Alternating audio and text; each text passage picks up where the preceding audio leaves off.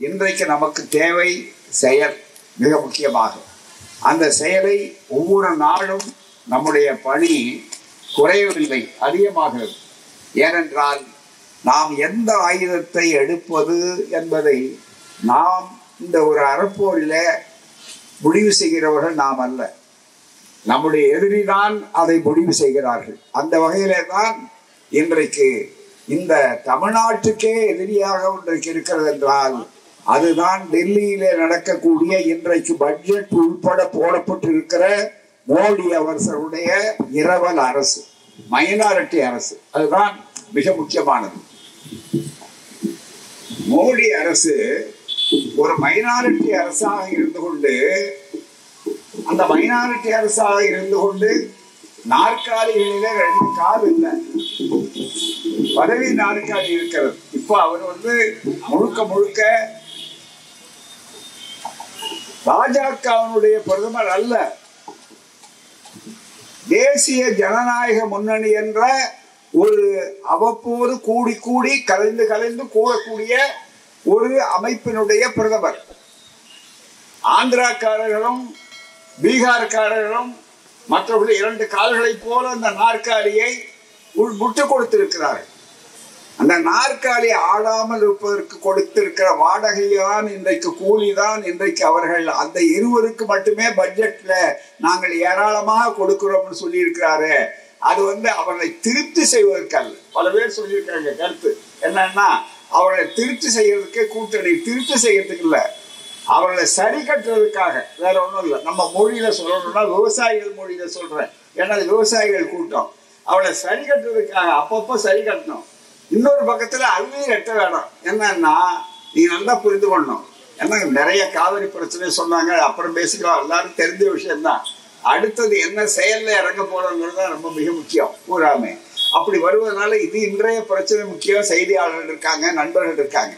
மிக முக்கியமா இன்றைக்கு பார்க்கும்போது அவருடைய அடித்தளம் என்ன அப்படின்னு கேட்டா, நாங்கள் தனி சிறப்பு அந்தஸ்து கொடுக்கணும், ஆந்திராவுக்கு சிறப்பு அந்தஸ்து கொடுக்கணும், அதே மாதிரி பீகாருக்கு. இதை 2ம் ஒத்துக்கிட்டு போனார். அதை ஒத்துக்கிட்டு அவர் நான் அதை கொடுக்குறேன் அப்படின்னு கேட்டார்.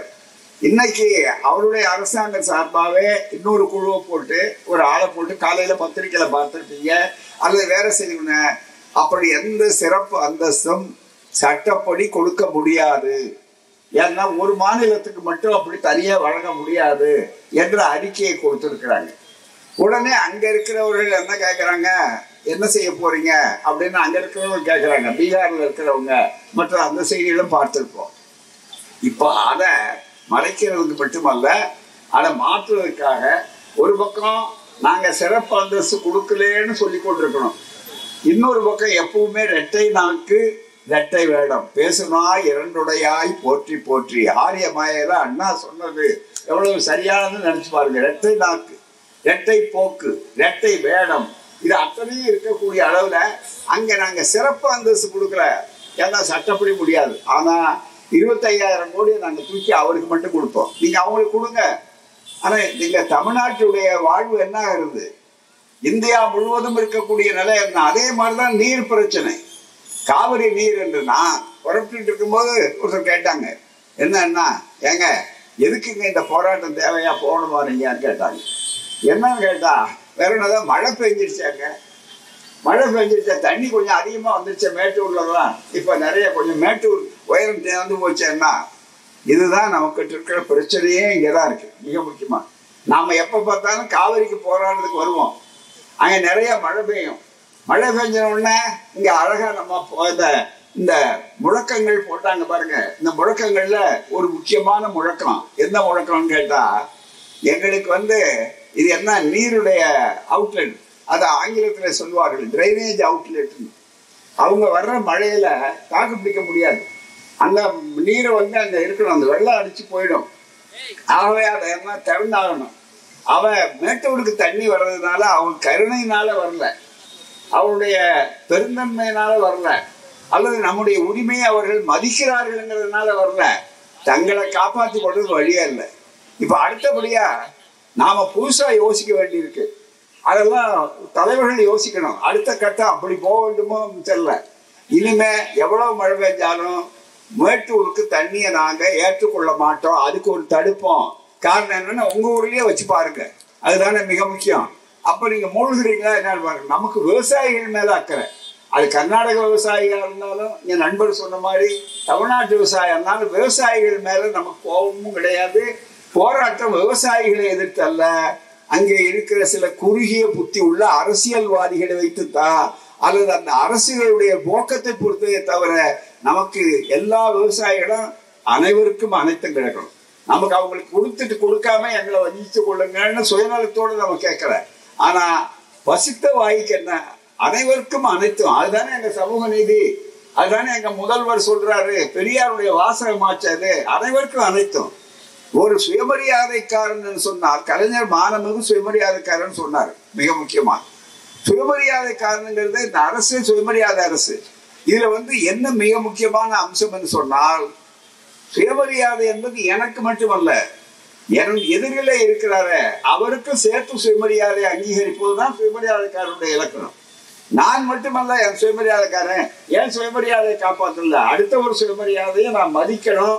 அதுதான். அதே மாதிரி அடுத்த ஒரு உரிமையை நம்ம மதிக்காம இல்லை. ஆனா அதே நேரத்துல இன்றைக்கு என்ன நடக்கிறது, தயவு செய்து எண்ணி பாருங்க. தொன்னார்கள் மிக முக்கியமா இந்த நாட்டுல நாம போராடி போராடி ஒரு அங்குலம் போராடி வெற்றி பெறுறோம். ஆனா ஒரேடியா சரிவு சரிவு என்று அவர்கள் இழுத்துக் கொண்டு போகிறார்கள் நம்முடைய மக்கள். அதுக்கு என்ன காரணம்? அருள் கூர்ந்து நல்ல நிதானமா உணர்ச்சி வயப்படாம நாம நினைக்கணும். போராம நமக்கு மிகப்பெரிய அளவு போராடி இந்த நேரத்தில் மட்டும் சொன்னார்கள், ஒருவரை நாம் மறந்து விடக்கூடாது. மிக முக்கியமாக நாம் இந்த உரிமையில பெற்ற வெற்றிகள்ல ஒரு கணிசமான வெற்றி எதுன்னா, நடுவர் மன்றம் ட்ரிபியூனல் என்றது காவேரிக்கு நடுவர் மன்றம் அமைக்க வேண்டும் என்று போராடணும். அதுக்காக பல முறை சிறைச்சாலைக்கு போறவர்கள் எல்லாரும் இந்த இருக்கிறோம். எல்லா கட்சியும் போராடி இருக்காங்க. இதுல எல்லா கட்சியும் அவர்கள் அத்தனை பேர் நாங்க மட்டும்தான் போராடணும்னு சொல்லவே மாட்டோம். தமிழ்நாட்டுல அத்தனை கட்சிகளுக்கு நாம தலைவணங்கி நன்றி செலுத்த கடமைப்பட்டிருக்கிறோம். அப்படிப்பட்ட அந்த நேரத்துல நடுவர் மன்றம் என்பதை மற்றவர்கள் கொடுக்காத நேரத்துல கொடுத்த மாமேதை சமூக நீதி காவலர் VP சிங் அவர்கள் இன்றைக்கு நம்முடைய நன்றிக்குரியவர். நான் தமிழ்நாட்டுல பிறக்கிற வேணும் அப்படின்னு சொன்னவர் அவர். அப்படிப்பட்ட அவர் அப்ப 205 TMC இடைக்கால ஏற்பாடு. அது ஃபைனல் டே அல்ல, அது ஒரு இன்ட்ரீம் அரேஞ்ச்மெண்ட், அவ்வளவுதான், இன்ட்ரீம் ஆர்டர், அவ்வளவுதான். அப்படிப்பட்ட ஒரு நிலை மாறி எல்லாம் பண்ணி வந்த பாடு என்ன நடந்தது? ஆட்சி வந்தாச்சு. ஆட்சி வந்த உடனே இது எப்படி அதுல 2 வகையா பிரிச்சு அந்த கதைக்கெல்லாம் போக வேண்டிய அவசியம் இல்லை. உங்களுக்கு தெரியும், விவசாயிகளுக்கு தெரியும். இப்ப கடைசியில எந்த அளவுக்கு வந்துன்னா, நண்டை சுட்டு நரிய காவல் வைத்த மாதிரின்னு ஒரு பழமொழி உண்டு. அந்த நண்டை சுட்டு நரிய காவல் வைத்த மாதிரிப்பா இதுக்குரிய அமைச்சர் எந்த அளவுக்கு மோசமா தமிழ்நாட்டை வஞ்சிக்கணுங்கிறதுல இந்த பாஜக தலைவராக இருக்கக்கூடிய இன்றைக்கு ஆட்சியை குறுக்கோழியில பிடித்துக் கொண்டிருக்கிற மைனாரிட்டி அரசினுடைய பிரதமராக இருக்கக்கூடிய மோடி அவர்கள் என்ன முறையை கையாண்டிருக்காருன்னா, அமைச்சரவை அமைச்சர் தோழர்கள் நல்ல ஞாபகம் வச்சுங்க, நமக்கு எவ்வளவு மறதி வரக்கூடாது. இதெல்லாம் ஞாபகம். இந்த பின்னணியில தான் இப்ப பட்ஜெட்டா இருந்தாலும் வேற எல்லாத்துலயும் எதிரொலிக்கிறது. அதுல அமைக்கும் போது இதுவரையில இந்திய நாட்டிலேயே எந்த பிரச்சனை, ஒவ்வொரு மாநிலத்துக்கும் பிரச்சனை இருக்கு. கர்நாடகாவுக்கும் அதே மாதிரி மகாராஷ்டிரத்துக்கும் இருக்கு எல்லையில. அதே மாதிரி மற்ற மாநிலங்களுக்கு எல்லாம் நீர் தாவாக்கள் இருக்கு, வழக்குகள் இருக்கு. இதே மாதிரி நீர் பங்கீடு வழக்குகள் பல நதிகள்ல இருக்கு. போராமே நதிகள் எல்லாத்தையும் தேசியமயமாக்கிட்டு ஒரு அமைப்பு டெனசி வேலி அத்தாரிட்டின்னு சொல்ற மாதிரி ஒரு நதிகளுக்கு நீர் தனியா ஒண்ணு வைத்திருந்தா இந்த பிரச்சனை அரசியல் குறுக்க வராதுங்கிறது வேற ஒரு தீர்வு. ஆனா அது எல்லாவற்றையும் விட ரொம்ப மிக முக்கியமா இப்படி வரக்கூடிய சூழ்நிலையில என்ன நடந்தது அதில் கூர்ந்து நீங்கள் எண்ணி பாருங்க. ஒரு கர்நாடகத்தை சார்ந்த பிஜேபியை ஒருத்தர ஒரு எம்பிய இணை அமைச்சரை போடுற முதல் வேலை இது. நீங்க இதுல இந்த வஞ்சனை எங்க ஓர வஞ்சனை இருக்க திட்டமிட்டு கர்நாடக இதுவரையில எந்த மாநிலத்திலாவது இந்திய வரலாற்றுல நீர் வழக்குகள், நீர் பங்கீடு வழக்குகள்ல இதுவரையில சம்பந்தப்பட்ட பிரச்சனைக்குரிய மாநிலத்தை சார்ந்தவரை கொண்டு வந்து அந்த குழுவில் அந்த துறைக்கு போடுவாங்களா? இதை உடனடியாக காங்கிரஸ் எதிர்த்தது. உடனடியாக எதிர்கட்சிகள் இந்தியா கூட்டணியினர் சுட்டி காட்டினார்கள். ஆனா அதை பற்றி காலையிலேயே போட்டுக்கல. என்ன செய்யணும்? அவருக்கு இலாக்கா மாத்திருக்கணுமா இல்லையா? வேறு துறைக்கு அனுப்பியிருக்கணுமா இல்லையா? முதல் வஞ்சனை அதுதான். ஆகவேதான் அவருக்கு திட்டமிட்ட. ஏன்னு கேட்டா அவருக்கு தெரியும் பிரித்தாளக்கூடியது. இவங்க 2 பேரும் அதுல வரட்டும். அப்படி கண்ணை காட்டிட்டா போதும். ஆங்கிலத்துல மீட்டிங்னு சொல்லுவாங்க. அப்படி கஞ்சாட நேரம் வேற ஒன்றும் போட வேண்டிய அவசியம் இல்லை. நீங்க நடத்துங்க. 2 பேரும் அங்க என்ன நடக்குது அப்படின்னு கேட்டு ஊர் பஞ்சாயத்து கேட்கிற மாதிரி அங்க என்ன நடக்குது அப்படின்னு கேட்கிற மாதிரி இன்றைக்கு அவருடைய ஜாட காட்டினார். 205 TMC நாம ஒரு இடைக்கால நிவாரணமாக பெற்று அதுக்கப்புறம் தோழர்கள் தலைவர்கள் இங்கே விவசாய சங்க தலைவர்கள் சொன்ன மாதிரி இவ்வளவும் பெற்ற பிற்பாடு இன்னைக்கு நாம கேட்டோம்னா அந்த அமைப்பு என்ன சொல்லுதுன்னு கேட்டா நமக்கு இப்படி கையை காட்டலாம். இப்படி கையை காட்டினா என்ன அர்த்தம்? நீங்க நல்லா சிரிச்சு பார்க்கணும். ரொம்ப எல்லாரும் நமக்கே கொச்சையா இருக்கு. ரொம்ப மிக முக்கியமா வகுப்புல தான்மா இப்படி எந்திரிச்சு நின்று நம்ம கை காட்டி இப்ப மாணவர்களுக்கு பழக்கம். இந்த ஒரு TMC அந்த ஒரு TMC கொடுன்றது ரொம்ப தாராளமா போட்டு மிக முக்கியமா ஒர்க் அவுட் பண்ணி வாதங்கள் கேட்டு எல்லாம் பண்ணி, ஆனா அதை கூட தரமாட்டேன் என்று சொன்னால் இதை விட உரிமைகள் அப்புறம் இருக்கட்டும். மனிதனே வேண்டாமா? கவித்த வாய்க்கு ஒரு தண்ணீர் கொடுங்கிறது சாதாரண பழமொழி. அந்த நேரத்துல இப்படி எல்லாம் நடந்து கொண்டிருக்கிறது. அப்ப அதனுடைய அடிப்படை என்ன? தயவு செய்து நினைத்து பார்க்கணும். பங்களாதேஷுக்கும் கங்கை நீர் பிரிவு வருது. வந்தா அங்க பங்களாதேஷுக்கும் இந்தியாவுக்கும் ஒப்பந்தம். இந்திய அரசும் பங்களாதேஷ சார்பா வந்த அரசும் போறாங்க. அவங்க விமானத்துல வந்து இறங்குறாங்க. இவங்க போய் அங்க வர்றாங்க. அல்லது ஒண்ணு இவங்க அங்க போய் இறங்குறாங்க. வந்த உடனே அரை மணி நேரத்துல 2 பேரும் பேசுறாங்க. தேநீர் சாப்பிடுறாங்க. முடிஞ்ச உடனே பிரச்சனை வந்து ஏறிடுறாங்க. முடிஞ்சு கையெழுத்து போடுறாங்க. 2 நாடுகள் மத்தியில் இருக்கிற பிரச்சனை அவ்வளவு சுமூகமாக நீர் பங்கீடு நடக்கும்போது 2 மாநிலத்துக்கு இருக்கிற இடையில வருகிறது என்றால் நாங்கள் உங்களோடு இருந்துதான் தீர வேண்டுமா என்ற கேள்வியை நீங்களே எங்களுக்குள் எழுப்புகிறீர்களா இல்லையா? இதுதான் எங்க கேள்வி. ஆகா பிரிவினைவாதின்னு இந்த பூச்சாண்டி எல்லாம் இனிமே காட்ட முடியாது. இந்த பிரிவினை என்ற வாதத்தை துவக்கி வச்சதே இன்னைக்கு மோடி. இன்னைக்கு பட்ஜெட் என்ன? பிரிவினைவாதம் இல்லாம வேற என்ன? தமிழ்நாட்டுல மாநாடுகளை மாநிலங்கள்ல என்ன? தமிழ்நாடு என்ன? கொஞ்ச நாளைக்கு முன்னால தேர்தலுக்கு சொன்னார் சகோதரர் சந்திரசேகர் சொன்னார். இங்க 9 முறை வந்தார். 9 முறை தியானத்தை சேர்த்தா தியானத்தை சேர்க்காமையான்னு தெரியல போறாங்க.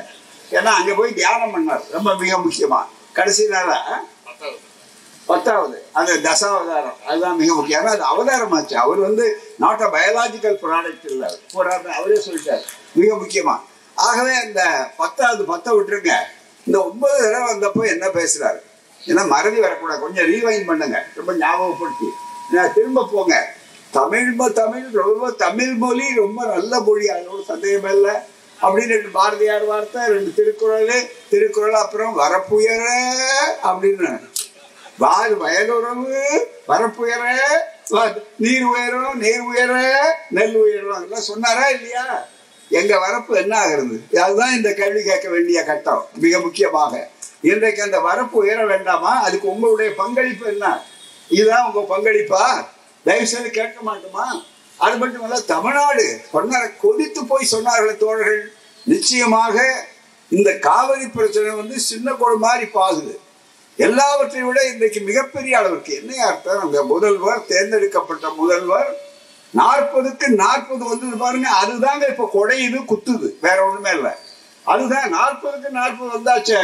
அதுவும் நாம இத்தனை தடவை போய் சொல்லி ஒரு இடத்துல கூட டெபாசிட் வாங்க முடியல. பிரதமர் போய் பேசுற இடங்கள்ல அவருடைய கட்சி டெபாசிட் வாங்க முடியாத அளவுக்கு வந்ததுன்னு சொன்னா மிகப்பெரிய அளவிற்கு அவருக்கே அங்க 400 சொன்னாருங்க. மிக முக்கியமா ஆப்கி பார் பார்னு மக்கள் பார்த்துட்டாங்க. அதுதான் மிக முக்கியம். அப்படி பார்த்து விட்ட சூழ்நிலையில இன்றைக்கு என்ன ஆகியிருக்கிறது? நினைத்து பாருங்க. தமிழ்நாடுன்னு உச்சரிப்பு இல்லை. எல்லா இடத்துலையும் எல்லாரும் போதிச்சிருக்காங்க. அதிமுகவும் கண்டிச்சிருக்காங்க. நான் வரவேற்கிறேன். இந்த உணர்வை கடைசி வரைக்கும் நீங்கள் ஒற்றுமையா இருந்து காட்டுங்க. நமக்குள்ள அரசியல் மற்ற நேரம் பார்த்துக்கலாம். தேர்தல் வரட்டும். தேர்தல் காலத்துல பார்க்கலாம். இன்னைக்கு இருக்கிற உள்ளபடியே தமிழ்நாட்டை தமிழ் மக்களை நாம் நேசிக்கிறோம் என்று சொன்னால் கட்சி இல்லை, ஜாதி இல்லை, மதம் இல்லை. தமிழ்நாட்டுடைய உரிமைகளுக்காக, நிதி உரிமைகளுக்காக, நீர் உரிமைகளுக்காக, எல்லா உரிமைகளுக்கும் நாம் ஒன்றுபடுவோம், போராடுவோம்.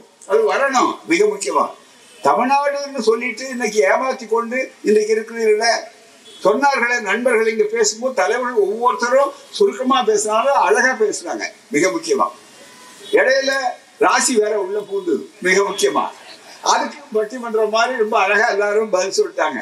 அப்ப சொல்லும் போது எனக்கு ஒரு ஞாபகம் வந்தது. கலைஞரை அழைச்சி ஒரு மருத்துவமனையை கலைஞரை திறக்க சொன்னாங்க. திறக்க சொன்ன உடனே அங்க என்னாச்சு, அவர் முன்னாடி பேச சொன்னார், கலைஞர் ரொம்ப கைராசி உள்ளவர், ரொம்ப மிக முக்கியமா அவர் எல்லாம் வெற்றி பெறுவோம் அப்படின்னு சொன்ன மாதிரி நல்ல எண்ணத்துல அவர் ஒண்ணு சொன்னாரு. அது மட்டும் இல்ல, என் மேல இருக்கிற பிரியத்தினால ரொம்ப அன்பனால சொன்னாங்க. வேற ஒண்ணும் அவங்க ஒன்றும் மூட நம்பிக்கை பற்றி சொல்லல, நன்றி உள்ளதற்கா. ஆனால் அதனுடைய விளைவு என்னன்னு பார்த்ததுனாலதான் சகோதரர் அவர்கள் பதில் சொன்னார் நான் சொல்ல வேண்டிய விஷயத்த. மிக முக்கியமா அப்ப கலைஞர் நகைச்சுவை உணர்வு உண்டு. ஐயா, மற்ற விஷயத்துல இந்த ராசி ஈசி சொல்லி வேற இடத்துல வியாபாரம் ஒண்ணு ஆரம்பிக்கிறேன், அங்க போய் ஒரு கடை திறக்கிறேன், கடை திறக்கிறப்போ ராசி உண்டு இவருக்கு ரொம்ப சொன்னீங்கன்னா நல்லது, ஏன்னா நிறைய வியாபாரம் நடக்கணும்னு. நான் திறக்கிறது இப்போ மருத்துவமனையா, இங்க ராசி வரணும்னா நிறைய நோயாளிகள் வரணும்னு அர்த்தம். நிறைய நோயாளிகள் வந்தாலும் ராசின்னு அர்த்தம். அப்ப நிறைய நோயாளிகள் வந்தான்னு ஒரு கேள்வி கேட்டார். அதுதான் பகுத்தறிவு. அதுதான் ஈரோட்டு குருகுலத்துல வானமிகு சுயமரியாதைக்காரனாக கலைஞர் படிச்சவருடைய விளைவு. அது மாதிரி அது எல்லா பிரச்சனையும் இன்னைக்கு பேசியிருக்கோம். தயவு செய்து இதுல நாம நினைக்க வேண்டிய விஷயம் என்னன்னா, அங்க எல்லாரும் ஒண்ணு சேர்றாங்க. அதை இங்க நண்பர்கள் சொன்னார்கள், நம்முடைய தலைவர்கள் சுட்டி காட்டினாங்க. அங்க சகல கட்சிகள் கூட்டம் அப்படின்னு போட்டா ஒன்றுபடுகிறார்கள். இங்க பிஜேபி அகில இந்திய கட்சி தான், காங்கிரஸ் அகில இந்திய கட்சி இல்லையா, அங்க இருக்கிற காங்கிரஸ் தான் அதை வலியுறுத்துது. இங்க உடனே அதுக்கு ஒரு சந்தல நுழையிறான். ஏன் ஸ்டாலின் அமைதியா இருக்காரா? எங்களுடைய முதல்வருடைய அமைதிக்கு என்ன பொருள் தெரியுமா? எப்பவுமே அந்த அமைதி தான் ஆழமான செயல்னு அதுக்கு அர்த்தம். அதுதான் மிக முக்கியம். புறாமை புயலுக்கு முன்னாலே இருக்கக்கூடிய அமைதி இருக்க, அந்த அமைதியை யாரும் கணிக்க முடியாது. மிக முக்கியமா அது மாதிரி அவர் படபடன்னு பேச மாட்டார், வேகமா இருப்பார். ஆனா செயல் என்று வந்தா இதுவரை அவர் எடுத்த செயல் எதுலையுமே அவர் தோற்றதாக வரலாறு கிடையாது. சொன்ன சொல்லை நிறைவேற்றி இருக்கிறார். 40க்கு 40 நம் மக்கள் அந்த பின்னால இருக்காங்க. இந்த ஆட்டம் இருந்தா 9 தடவை போனோம், 10 தடவை போனோம், ஒண்ணுமே வரலையே. அப்ப என்ன பண்ணோம்? ரொம்ப ஒரு அடிப்படையற்ற தன்மை. தமிழ்நாடா ஒண்ணும் கொடுக்காது. தமிழ்நாட்டு மக்களை நான் நேசிக்கிறேன். ஆமா, நீங்க பட்ஜெட்ல அதை காட்ட வேண்டாமா? தமிழ்நாட்டு மக்களை நான் நேசிக்கிறேன்னு சொன்னார். தமிழ்நாடு ஒண்ணு யாசிக்கல. இன்றைக்கு என்ன அர்த்தம்? தயவு செய்து நினைச்சு பார்க்க வேண்டும். ஆகவே நீர் பங்கீடாக இருந்தாலும் நிதி பங்கீடாக இருந்தாலும் 2 பங்கீடு எல்லாத்துக்குமே நீங்க எஜமானா தயவு செய்து நினைச்சு போங்க. India that is Bharat shall be a union of states. இதுதான் அரசியல் சட்டம். இந்த இந்தியா ஒரு யூனியன், அதாவது ஒரு கூட்டாட்சி. இந்திய யூனியன் பல மாநிலங்களை இணைத்த ஒரு கூட்டாட்சி, அவ்வளவுதான். மாநிலங்கள் ஒன்றிய அரசுங்கிறது எஜமானன் அல்ல. மாநிலங்கள் என்பது அடிமை அல்ல, நாங்கள் கூட்டாளிகள். தந்தை பெரியார் சொல்லுவார், முதலாளி தொழிலாளிகள் வார்த்தையை எனக்கு பிடிக்காதுன்னு சொல்லுவார். அப்படி இருக்கக்கூடாது. பதிலாக முதலாளி தொழிலாளி எல்லாம் மாறி கூட்டாளி ஆகணும், பங்காளி ஆகணும். அதுதான் சமத்துவம் இருக்குன்னு சொல்லுவார். அது மாதிரி அரசியல் சட்டத்தினுடைய தத்துவமே முழுக்க India that is Bharat shall be a union of states. அது ஒரே மாநிலங்களுடைய கூட்டாட்சி. வரி யார் கொடுக்கறது? பணம் எங்க இருந்து வருது? 20,000 கோடி அவங்க எடுத்துக்க, 10,000 கோடி இவங்க கொடுங்கன்னு சொல்ல கொடுக்கட்டும் அந்த மக்களுக்கு. ஆனா எங்களுடைய உரிமை என்ன ஆகிறது? இந்த மக்களுக்கு வாழ வேண்டாமா? மெட்ரோ ரயில் இன்றைக்கு இருக்கிறது 12,000 கோடி வரல அப்படின்னு எடுத்து சொல்லுகிறார்கள், பேசுனாங்க. மிக முக்கியமா 12,000 கோடியில என்ன ஸ்டாலின் குடும்பம் மட்டும்தான் டிராவல் பண்றாங்களா? இல்ல இங்க உட்கார்ந்து இருக்கிற கூட்டணி கட்சிக்காரர்கள் மட்டும்தான் ஓடப்பட்ட மெட்ரோ ரயிலா? நல்லா நினைச்சு பார்க்கணும். பிஜேபி காரரும் ஏறி போறாரு, எந்த கட்சியில சேராதோ ஏறி போறாரு. மிக முக்கியமா அதுலயும் பிஜேபியில ரொம்ப பிரமுகர்கள்லாம் இப்போ சொன்னார். நிறைய நம்ம மாவட்ட செயலாளர் சொன்னார், யார் யார் பிரமுகர்கள்லாம் எப்படி இருக்காங்க, பெருசு எங்க இருக்கிறாங்கன்னா இப்ப எல்லாரும் இருக்க வேண்டிய இடத்துல இருக்காங்க. அவங்கள அடையாளம் காட்ட வேண்டிய இடத்துல அடையாளம் காட்டி கொண்டிருக்கிறது. அப்படிப்பட்ட ஒரு சூழ்நிலையில எல்லாருக்கும் சேர்ந்து தானே இந்த பாதை, எல்லாருக்கும் சேர்ந்து தானே. அதுக்கு ஏன் நம்ம பணம் கொடுக்கலையா? மத்திய அரசுக்கு நாம வரி கட்டலையா? மிக முக்கியமா ஒரு காலத்துல சொன்னாங்க, அந்த காலத்துல வெள்ளைக்காரன் வரி போட்டப்போ சொன்னாங்க, எங்களுக்கு வரி கொடாமை இயக்கம் நடத்துவோம். போராட்டம் நடத்தினாங்க. இப்ப அதெல்லாம் என்ன நினைக்க கொடுக்கிற அளவிற்கு நீங்கள் ஞாபகம் ஊட்டி கொண்டிருக்கிறீர்களா? நிச்சயமாக இந்த நீர் பங்கீடு உடனடியாக உச்ச நீதிமன்றத்திலே வழக்கு, இதெல்லாம் வழக்கு போட்டு உச்ச நீதிமன்றம் நியாயமா தீர்ப்பு கொடுத்தா கூட தீர்ப்பை அமல்படுத்த வேண்டும். அந்த அமல்படுத்துற இடத்துல யார் இருக்காங்க, அதுதான் மிக முக்கியம். பந்தியில நமக்கு வேண்டியவர் பரிமாறுறவரா இருந்தாருன்னா எந்த இடத்துல உட்கார்ந்தா அதை பத்தி கவலை இல்லைன்னு சாதாரண கிராமத்து பழமொழி உண்டு. அது மாதிரி இன்றைக்கு தீர்ப்பு கொடுக்குறாங்க, அந்த தீர்ப்பு அமலாகலையே. அது வெறும் ஏற்றுச்சுரைக்காக வைத்துக் கொண்டிருந்தாலும் என்ன ஆகுறது, நம்ம எங்க போய் கேட்பது? உடனே இடையில கொஞ்சம் மழை வந்துருது. மழை வந்த உடனே இந்த பிரச்சனைக்கு நாம தண்ணி வருதுன்னு 2 நாள் 1 வாரம் வேகமா நடத்துவோம். அப்புறம் மழை பெஞ்ச உடனே அடுத்த வேலை வந்துடும்.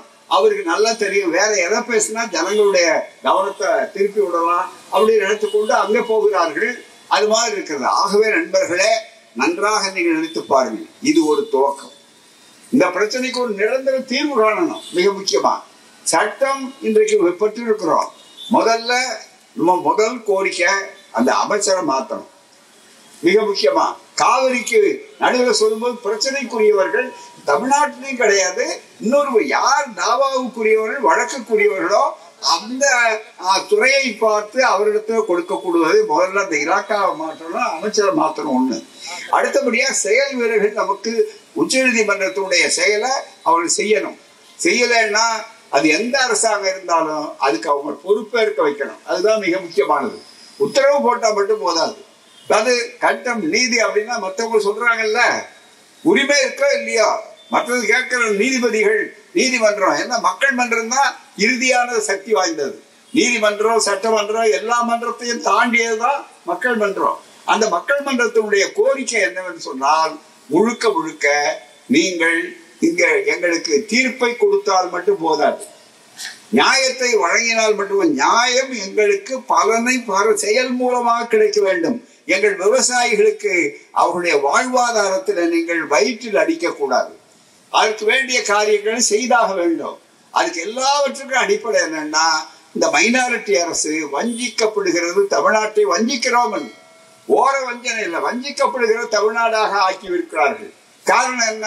40 எதிர்கட்சிக்கு போயிடுச்ச, அப்படி 40 ஸ்டாலின் அவர்கள் வழியில போனார்கள். இன்னும் அழகா சொன்னார் ராகுல் காந்தி. இன்னைக்கு நல்ல வாய்ப்பா அவர் எதிர்கட்சி தலைவராக இருக்காரு, அவரை சமாளிக்க முடியல போறாம. அதுக்கு பதிலாதான் பாவம் சொன்னார் பாருங்க, அவர் எப்படி இருக்காரு உருவம். நமக்கு தனிப்பட்ட உருவத்துல அவர் சிரிச்சா என்ன அதோட ஆபத்து. ரொம்ப மிக முக்கியமா சில பேர் சிரிக்கவே கூடாது, சிரிச்சாங்கன்னா போச்சு. ரொம்ப மிக முக்கியமா அந்த நம்முடைய கலைவாணர் தான் சிரிப்புல எத்தனை வகை சிரிப்பு இருக்குன்னு ஒரு பாட்டே பாடுவார். மிக முக்கியமா ஆணவ சிரிப்பு எப்படிப்பட்டது, அபாய சிரிப்பு எப்படிப்பட்டதுன்னு தான் சொல்லுவார். அது மாதிரி சிரிக்கிறாரா, அழுகிறாரா, கவனமா இருக்கிறாரா நமக்கு முக்கியம் அல்ல, நம்முடைய உரிமை நமக்கு மிக முக்கியம். அந்த வகையில வரும்போது நாம் அடுத்தபடியா உச்ச நீதிமன்றத்துக்கு வழக்கு போடுவோம் அப்படின்னா சட்டமன்ற கட்சிகள் எல்லாம் அனைத்து முதல்வர் நல்ல முடிவு எடுத்திருக்கிறாரு. அது மட்டுமே போதாது. அடுத்த கட்டம் அந்த தீர்ப்புகள் நடைமுறைக்கு பயன்பட்டு நம்முடைய தேவைகளை கிடைக்கக்கூடிய அளவுக்கு விவசாயிகளுக்கு என்ன வழி அதை பார்க்கணும். அதற்கடுத்து நண்பர்களே, மிக முக்கியமான கட்டம் இன்றைக்கு பட்ஜெட்.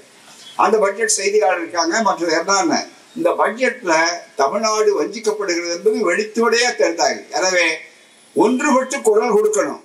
இதுக்கு என்ன தீர்வுங்கிறது எல்லா கட்சியும் வைத்துக் கொண்டு உடனடியாக நம்முடைய முதல்வர் அவர்கள், ஆற்றல் மிகு முதல்வர், இந்தியாவுக்கு எடுத்துக்காட்டா இருக்கிற தமிழ்நாடு. ஏன்னா தமிழ்நாட்டுக்குன்னு சொன்னா அவர்கள் ஒரு குறிப்பிட்ட வகையில ஒரு தங்களை காப்பாற்றி கொள்வதற்கு இதுவரையில பட்ஜெட்டுங்கிறது பாருங்க, அதுக்கு என்ன அர்த்தம்னா வரவு செலவு திட்டம். பட்ஜெட்டுக்கு நான் பொருளாதார மாணவன். ஆனா இப்போ இந்த மோடி அவர்களுடைய முறை பாருங்க வித்தியாசமானது. இதை ஒரு அரசியல் ஆயுதமாக இன்றைக்கு பயன்படுத்துகிறார். இன்றைய பட்ஜெட் இருக்க அது பொருளாதார வரவு செலவு திட்டம் இல்ல, மாறாக ஒரு அரசியல் ஆயுதமாக தனக்கு வேண்டாதவர்கள் வேண்டியவர்கள் பிடிச்சு ஒரு அரசியல் ஆயுதமாக பயன்படுத்தி தன்னுடைய ஆடுற நாற்காலியை ஆடாம பாக்குறதுக்கும், எதிரிகளை எங்க பழிவாங்கணுமோ அங்கெல்லாம் பார்த்து வாங்கினா நீங்க என்ன எஜமானர், நாங்க என்ன அடிமைகளா? மிக முக்கியமா நாங்க என்ன கப்பல் கட்டுற சிற்றரசர்களா, பேரரசர்களாங்க? இந்த கேள்வி கேட்பாங்க தமிழ்நாட்டு மக்கள் பூராமே. தமிழ்நாட்டுடைய வருவாய் நாங்க கொடுத்துதானே வருகிறது. தமிழ்நாட்டுடைய வருவாய் இல்லாத அந்த பட்ஜெட்ல மொத்த பணம் எங்க வரும்? ஜிஎஸ்டி என்ன கேட்டா விற்பனை வரிங்கிறத சொல்லி கொடுத்தது தமிழ்நாடு. 1938 ராஜகோபாலாச்சாரியா இருந்தார் பாருங்க, அவர் உண்டாக்குனது தாங்க இந்த விற்பனை வரி. அப்பவே பெரியார் கேட்டார், விற்பனை வரி போடுன்னு பேர் விற்பனை வரி, ஆனா கொடுக்குறவன் பூரா வாங்குறவன் தான், அதுல ஒன்றும் சந்தேகமே இல்லை. அது உண்மையா பாத்தீங்கன்னா வாங்குற வரி தான், வாங்குறவர் கொடுக்குற வரி தான், ஆனா அதுக்கு பேர் விற்பனை வரி என்று பேரு. அது கொஞ்சம் கொஞ்சமா வளர்ந்து வளர்ந்து வளர்ந்து இப்ப என்ன ஆயிடுச்சு, அது மிகப்பெரிய அளவிற்கு வந்து இது எல்லாத்தையும் கொஞ்சம் முதல்ல வர்றோம். அதே ஜிஎஸ்டி என்னுடைய உயிர் மீதுதான் ஜிஎஸ்டி குஜராத்தில் அமலாக வேண்டும் என்று சொன்னவரா இல்லையா இந்த பிரதமர் அவர்? இதை நன்றாக நினைத்து பார்க்க வேண்டும். ஆகவே நண்பர்களே, இப்போது நீர் பிரச்சனையும் நமக்கு மிக முக்கியம், நிதி பிரச்சனையும் நிதி பங்கீடு பிரச்சனையும் மிக முக்கியம்.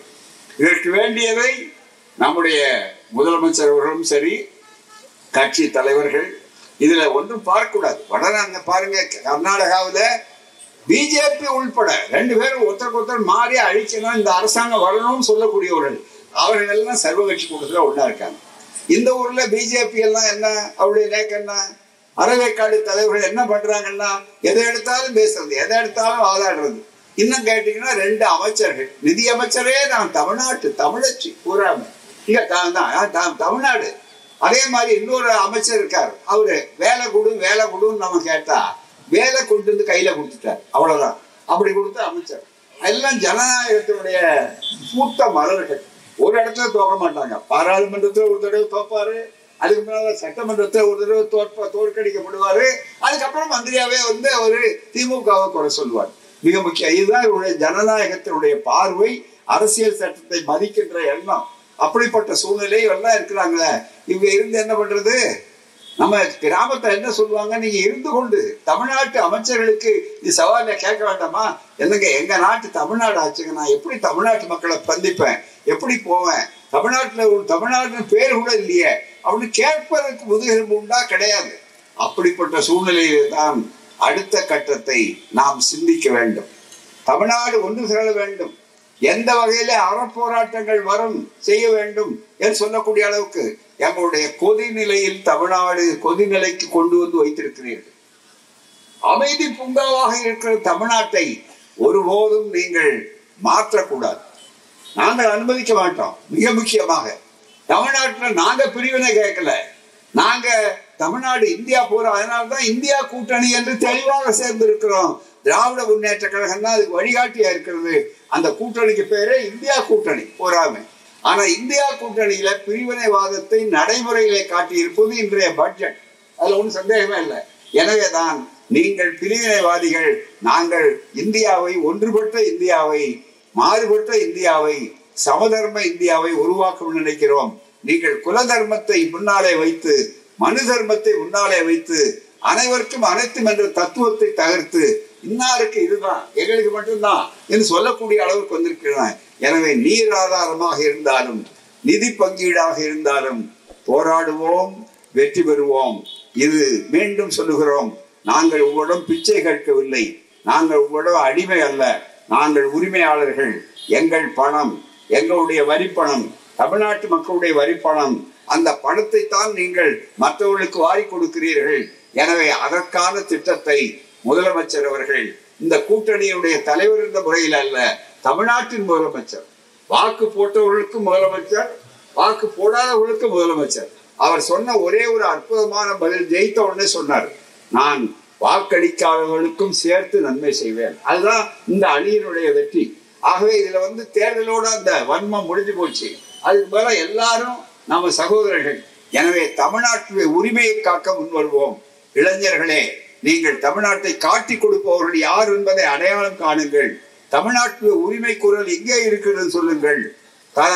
அழகாக கலைஞர் சொன்னார், ஒரு அற்புதமான வாசகத்தை வழிகாட்டி இருக்கிறார் தந்தை பெரியார் வழியில. உறவுக்கு கை கொடுப்போம், ஆனால் உரிமைக்கு குரல் கொடுப்போம். இது இந்த நேரத்தில் தேவை. நாம வந்து உறவை முடிச்சுக்க மாட்டோம். அதே நேரத்தில் உறவுக்கு கை கொடுப்போம், உரிமைக்கு குரல் கொடுப்போம். அந்த உரிமை நீர் உரிமையாக இருக்கலாம், நிதி உரிமையாக இருக்கலாம், வேறு மாநில உரிமையாக இருக்கலாம். எந்த உரிமையாக இருந்தாலும் அந்த உரிமைக்காக கட்சி இல்லை, ஜாதி இல்லை, மதம் இல்லை. அனைவரும் ஒன்று சேர்வோம், போராடுவோம், வெற்றி பெறுவோம். தயாராகுங்கள். இது ஒரு ஒத்திகை. இனிமேல் தமிழ்நாடு முழுக்க நமக்குரிய நிதி ஆதாரங்கள் வருகின்ற வரையில வரும். இல்லையானால் ஒரு காலத்துல நீங்கள் இப்படியே நீட்டி கொண்டு போனால் தனியே பட்ஜெட் போட வேண்டிய அவசியம் தமிழ்நாட்டுக்கு வந்து சேரும். அந்த நாளைத்தான் நீங்கள் எங்களை நெருக்கி நெருக்கி தள்ளுகிறீர்கள். முடிவு செய்து கொள்ள வேண்டியது உங்களிடம். பந்து எங்களிடத்திலே இல்லை, உங்கள் தோட்டத்திலே இருக்கிறது. பந்தை எப்படி அடிப்பது என்பது உங்களுடைய முடிவு. அடியுங்கள். சந்திப்போம், சந்திப்போம், சந்திப்போம். நன்றி, வணக்கம்.